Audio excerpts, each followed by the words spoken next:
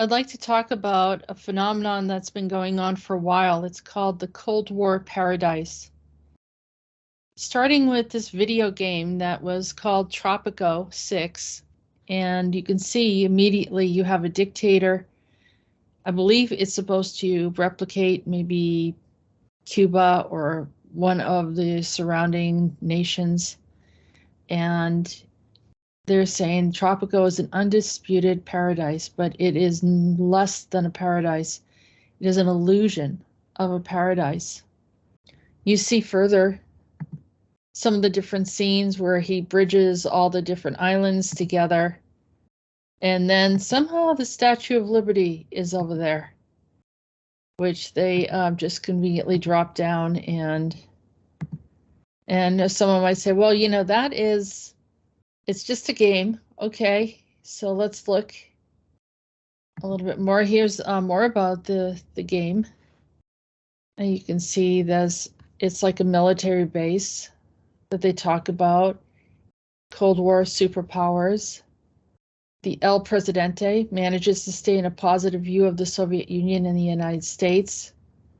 And so they're somehow, working in between. You see Fidel Castro, Che Guevara, Augusto Pinochet. Anyhow, moving on. So, as I said, it's just a game, but yet we see that in July 13th, here's an article from 2023. A Russian Navy ship docks in Cuba as tough times bring the old friends together. Old friends are right. Apparently they're working together. A series of welcoming cannon blasts rang out, and the two are once again unified. The official visit by the Russian naval vessel in Cuba in years, another sign of reforging of the relationship between the two Cold War allies after the collapse of the Soviet Union nearly brought down the Cuban economy with it. And as you go further on, there's also some other visitors that are showing up. Immediate actions to address the China-Cuba axis at America's doorstep. Many Americans remember the Cold War with the Soviet Union, but if you realize that this is the new Cold War 2.0 with China, will be more dangerous because China is much more advanced of an enemy with an economy and military almost equal to those of the United States. Well, the way we keep on handing out technology to everyone. The next TV show I want to bring up, which also reminded me of Tropico, is called Acapulco. So you can see the colors here again. The colors are really blown out. Here's a picture of what the interior of the hotel looks like. It has this vibrant pink color. They have over here this really bright aqua looking pink. It's not like Miami Vice where, they were kind of pastel neutrals. These are really, really bright colors, artificial almost, which made me start thinking about, the United States, everything's fine until this movie came out. And then I started thinking it reminded me a bit of Acapulco. It reminded me of Tropico, the bright pink hotel. Well, they're saying that that's the dream house. The color's all blown out and everything is artificial. So the song that they used in the movie was a song that came out much earlier. It was in 1997 called Barbie Girl. The message seems like an artificial song here again. They're not American, even though that the Barbie came from the United States. They're actually from Denmark. And here's the Danish-Norwegian dance pop group called Aqua. When they came out, I believe it was a controversial lawsuit between them and Mattel. But the whole video is filled with images of these very bright colors that would appeal to children. But the song is not appropriate for children. The sexualizing of children and so forth, which is part of the Cold War agenda, is to create a problem with our youth, create a problem with destroying the culture. So let's go back to the beginning where Ruth Handler is the creator of Barbie. Technically, Barbie was the name of her daughter, and the name of her son was Ken. She put this together in 1959. The Barbie doll was just a regular doll for children, for little girls in particular, and then to appeal to the boys, they brought in Ken, and to have some type of doll or something for them to play with. It was really simple. Every culture in the world has some form of doll or toy for children. But what I thought was striking was that her name is Ruth Mariana Handler. Just the name Handler sounds a little odd. The fact that she's targeting children then was, used in some ways. She's from Denver, Colorado. And I think about Denver, Colorado, Cheyenne Mountain, a military complex, what's going on in the Denver airport.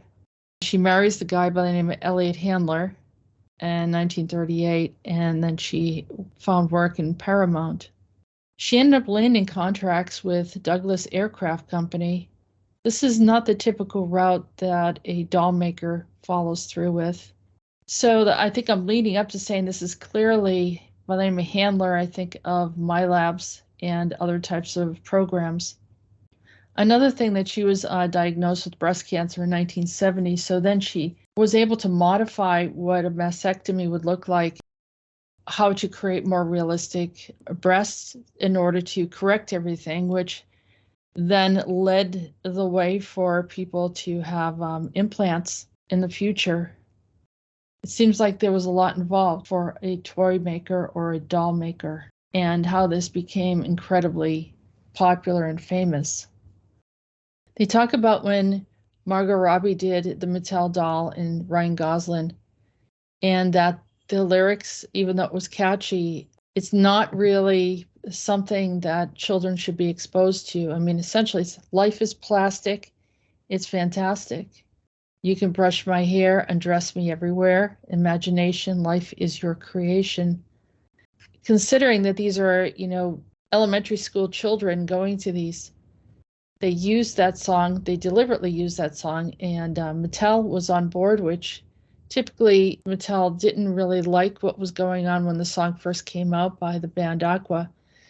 So you're probably wondering, well, what does this have to do with it? And as I said earlier, it has a lot to do with how that they treat women, how that they treat men, what they're trying to do to our society, how they're trying to groom our children, take the children away from us essentially in so many different ways, which then makes us open to be in this Tropico, everything's wonderful, everything's perfect, everything's vibrant, everything's plastic, but underneath it all, there's no freedoms.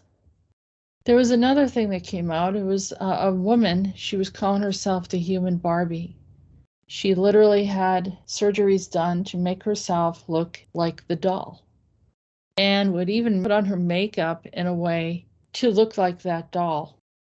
So here's the woman that wanted to be the human Barbie. Her name is Valeria Lukianova, the woman who claims she is the reincarnation of Hitler's occult guide, Maria Orsic. The controversial human Barbie, Valeria, made a bizarre claim last week about being an expert on an out-of-the-body spiritual experience in an exclusive with Meow. The Ukrainian model made an even more baffling claim that she is the reincarnation of a famous medium, Maria Orsic. So she didn't start off saying that she was Maria Orsic. This evolved later. Maybe someone told her that she was, but clearly she was trying to look like the Barbie doll. But I do find it interesting that she is Ukrainian, with all the things that are happening in the Ukraine right now. And their Azov connection, which is a type of Nazi connection. And this whole thing is going further. She also says she has connections to Atlantis. And I've looked at her, and I remember Maria Orsic because I also talked about being connected to the whole Vril situation. Not that I wanted to be there, but it was an incarnation, which you don't really have a choice. And I worked directly with Maria Orsic, and I can tell the soul connection of who a person is, and it's clearly not the same soul. I know that she's being used for some sort of agenda.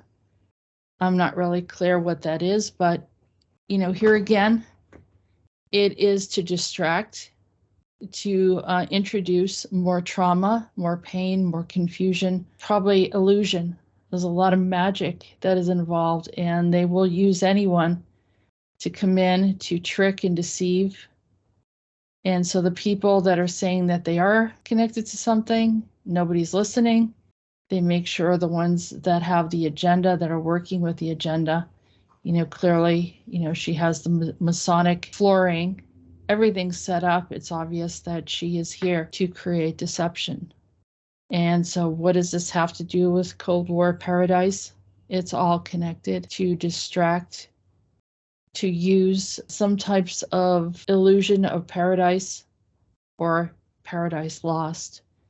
So in order to not really rub it into the Western world that they're losing everything, and then getting a paradise that is plastic, artificial. And that's something that we all need to take serious. Just as we're getting used to the phenomenon of Barbie and the reintroduction to it to this generation with vibrant colors and all of the other messaging, they added on the other element, which completely made sense to me and depicted exactly what I had been talking about from the beginning. And that is a combination of presenting both movies deliberately, simultaneously to the movie theaters.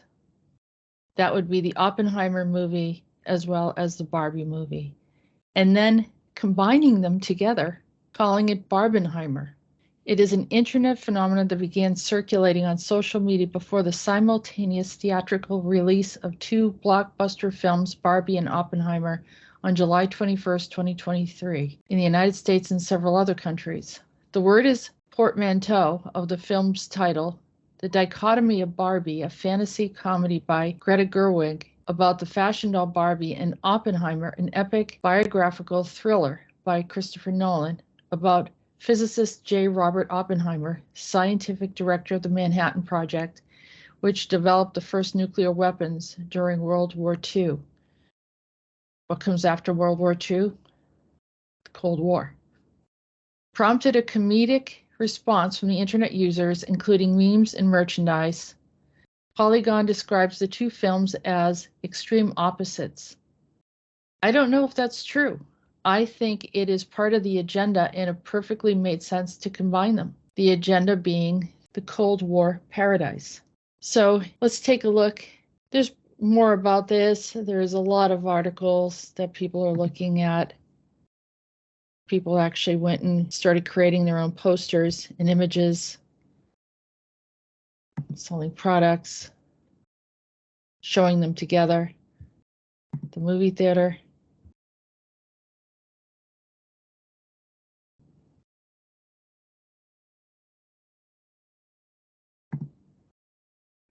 And it just keeps going. Look at this. People really got into it.